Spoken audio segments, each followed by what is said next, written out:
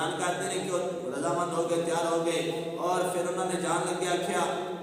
کہ اللہ کے نبی اپنے ایک صحابی کو سارے درمیان بھیج دو کہ وہ سارے درمیان جا کے سارے معاذ کے اندر فیصلہ کرے، جھگڑا ہوا تو انہوں کے درمیان فیصلہ کرے۔ تے آپ نے فرمایا جدوں نہ وفد والے نے آخیا کوئی ایسا ہی وہ صحابی جڑا طاقتور ہو اور فیصلہ کرنے کے بعد ہی رکھتا ہو، ایمان والا ہو، ان دی احسان ہوئے کہ وہ امین ہوئے، کہ اللہ کے نبی نے فرمایا کہ پھر تسی زور تے ٹائم آیا جے تہاڈے درمیان ایسے آدمی کو بھیجا کہ جڑا طاقتور ہوئے گا، کبھی ہوئے گا اور سب سے زیادہ امین ہوئے گا۔ حضرت عمر فاروق بیان کرتے ہیں کہ اللہ کے نبی نے فرمایا میری اس تو پہلے نابالغ کی خواہش تھی کہ میں امیر بنا، لیکن اس وقت میری خواہش پیدا ہوئی کہ میں انہاں لوگوں کا امیر بنا، مینوں اللہ کے نبی امیر بنا کے بھیجن، اور اللہ کے نبی نے فرمایا سب تو جڑا امیر ہے انہوں بھیجاں گا۔ ہر دی خواہش تھی، لیکن عمر فاروق کہتے ہیں کہ میری زیادہ خواہش ہے۔ زور دا ٹائم ہوا، اللہ کے نبی نے نماز پڑھی، نماز پڑھ کے جدو صحابہ کے درمیان چارہ کر کے بیٹھتے ہیں، اللہ کے نبی سارے صحابہ نے دیکھ رہے ہیں کہ کنوں بھیجا۔ حضرت عمر فاروق بیان کرتے ہیں کہ میری خواہش ہے مینوں چنن، میں جاواں نہ دے نال امیر بن کے، اور آپ بیان کرتے ہیں کہ میں اپنے آپ کو اونچا ہو کے ذات کرانے کہ مینوں ویکھن اللہ کے نبی مینوں چنن، اور میں اپنے آپ کو دوسرے صحابہ تو اونچا ہو کے حضور دی بارگاہ وچ نظر آ رہا ہوں، ظاہر کر رہا ہوں کہ اللہ کے نبی مینوں چنن، لیکن اللہ کے نبی نے سب صحابہ کو دیکھنے کے بعد حضرت ابو عبیدہ بن جراح چنیا، اور اے شان حضرت ابو عبیدہ بن جراح نو اللہ رب العالمین نے محبوب نے عطا فرمائی، اور فرمایا کہ میری امت کو سب تو زیادہ امین اے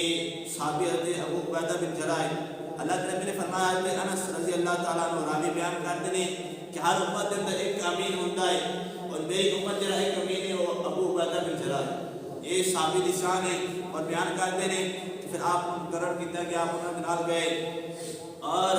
حضرت عبداللہ بن عباس بیان کرتے ہیں، حضرت عبداللہ بن عباس بیان کرتے ہیں کہ حضور صلی اللہ تعالیٰ علیہ وسلم کے بارے جدو ابو جہل نے قسم کھائی سی کہ اللہ کے نبی خانہ کعبہ کے اندر نماز پڑھن کے میں انہاں دا سر کچل کے انہاں نوں ہلاک کر دیاں گا۔ جدو سر کچل واسطے آئے پتھر لے کے تو سارے نے ویکھیا کہ کس طرح دوڑ کے پیچھے گئے، اور حضرت عبداللہ بن عباس بیان کرتے ہیں کہ قسم خدا اگر ابو جہل حضور صلی اللہ تعالیٰ علیہ وسلم کو ذرا نقصان دیتا کہ سارے لوگ دیکھتے فرشتے ابو جہل کی حال کرتے، کس طرح کے ٹکڑے ٹکڑے کر دیں، اور پھر آپ نے بیان کیتا کہ یہودی اگر موت کی تمنا کر دے تو اللہ رب العالمین انہوں نے موت عطا کرتا،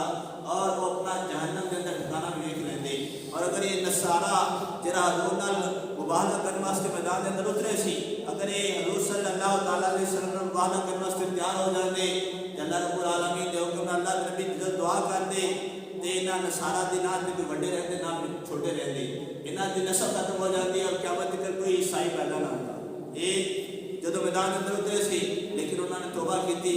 اور حضور صلی اللہ تعالیٰ علیہ وسلم کے مقابلہ کرنے کے بعد آگے بچ گئے۔ حضرت گرامی پتہ کی چلیا کہ جڑا نبی کا مقابلہ کیتا ہے انہاں دا سب ہویا ہے، خوفناک ہویا ہے، اور یہ دنیا تے آخرت کے اندر ان نال زیادہ خراب ہے۔ اللہ رب العالمین سانو حضور دی اطاعت کرنے کی توفیق عطا فرمائے، اور کسی نے بھی حضور کے خلاف تو دیکھو انہاں دے کولوں بچو، اور جے نبی نو کہندے نے کہ ساڈے ورگا ہے، اللہ سانو انہاں نو